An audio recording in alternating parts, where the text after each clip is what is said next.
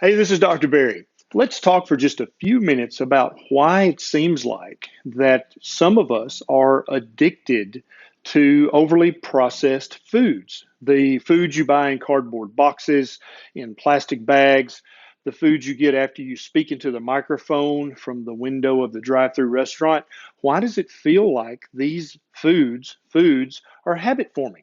There's a reason for that, and that's what we're going to talk about in this video. Now, if you know someone who can't give up their bread, can't give up their dessert, their pizza, their honey buns, their crackers, there's a reason for that. And they need to know about the reason because that's one of the very first steps in breaking this addictive cycle. So please consider sharing this video on your Facebook page, on your Twitter, on your Instagram. Heck, send them a text message, write them a letter and put a stamp on it. But help people understand that, yeah, these foods do give you addictive feelings, and sometimes that's very, very hard to break. And I want to go into detail today about why exactly that is. Okay. Now, first, let me tell you a story. Everybody's heard of crack cocaine and cocaine, and these very, very addictive substances come from a plant that grows in South America.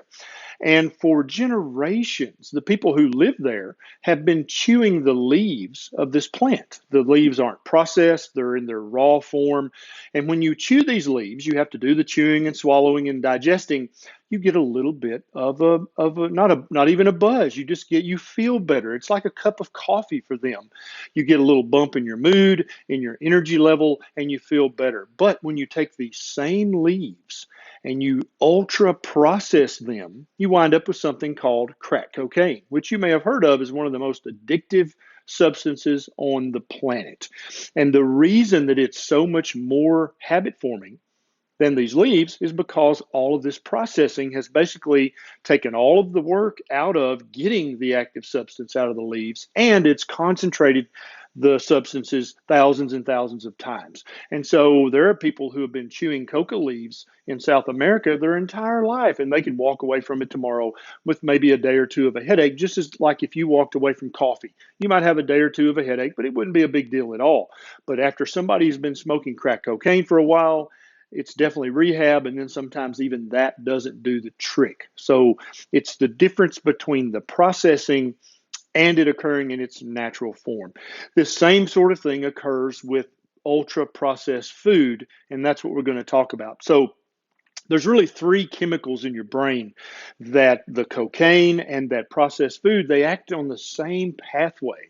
And I'm actually going to put a link below to a study in which they got rats addicted to sugar water or cocaine, and the rats preferred the sugar water over the cocaine. That's how habit forming the ultra sweet sugar water was to the rats, as they would ignore the cocaine and they would even endure a little electrical shock to get the sugar water. And so if somebody says, oh, sugar is not really habit forming, or processed grains are not really habit forming, they're full of crap. They absolutely are. And here's why. The three things we're going to talk about are, number one, endorphins. You may have heard of these. Anything that's pleasurable is going to release endorphins. It makes you happy. They make you feel good. They can even help relieve pain. That's why pain medicines work. That's why a hug from your mom makes you feel better. That's why for some people, peanut butter and jelly sandwich or a bowl of cereal with skim milk makes them feel better, is because it releases endorphins. The cocaine releases endorphins exactly the same way as the processed crap does. There's no difference in the biochemistry of this in your brain. The second thing is dopamine. Crack cocaine has the same exact effect on your dopamine levels as eating some ultra processed garbage. It may be a more severe effect, but it's the same exact effect. Okay. Then the third thing is serotonin levels in your brain. They're affected exactly the same way by smoking crack as they are by eating processed garbage. Okay. There's no difference in how they act. Maybe the intensity of the reaction is different, but the reaction itself is exactly the same. Endorphins, dopamine, and serotonin are also intimately related to becoming addicted to something. If something moves your endorphins, your dopamine, and your serotonin in the right direction, you're more likely to want that again in the future. And you can quickly set up an addictive cycle with whatever the substance is, right? Whether it be cigarettes, whether it be garbage, whether it be cocaine. you'll set up an addictive cycle where over and over, you're just like the rats pushing the lever to get the thing that you're addicted to. It's time for you to break that cycle, and this information is going to help you do that, okay? So it's the same way with processed garbage, with bread, with honey buns, with crackers. All that stuff is basically the same three ingredients, okay? It's wheat that's been ultra processed, it's sugar that's been ultra processed, and it's vegetable oils that have been ultra processed. All three have been ultra processed and then combined, so it's really like three drugs in one. And so it's not really surprising that people get addicted to these things, okay? And so everybody knows that honey buns are bad for you. Nobody has a question about that. It's obvious. So honey buns contain wheat, sugar, and vegetable oils. That's what they contain, okay? Now, less people would say, well, crackers, they're not that bad for you. No, exactly. Actually, these are the same. This contains sugar, processed wheat, and vegetable oils. They're the same thing, just with a little salt here and a little more sugar there. What about a pizza? A pizza, that's not terrible, right? The crust of the pizza is made of the exact same three ingredients as the other two, okay? Everybody knows that white bread's probably not the best thing for you. White bread is, it's made of processed grain, vegetable oils, and sugar. And so, but now everybody knows that whole wheat bread is good for you, right? Because it contains processed wheat, vegetable oils, and sugar. So here's the message. Here's what you need to take away. Here's what you need to share with your mama or your next door neighbor. This is the same exact thing as this. These are the same. There's no difference, okay? This can be habit forming. This can be habit forming. All of these things are made of the same three ingredients with just a little variation for taste. That's it. And so 200 years ago, when somebody stone ground some wheat and put some lard with it and cooked that and made the hard bread of years past, that was hard to eat. And the stone ground wheat was not completely processed. And then the lard slowed down the year absorption and the conversion into sugars.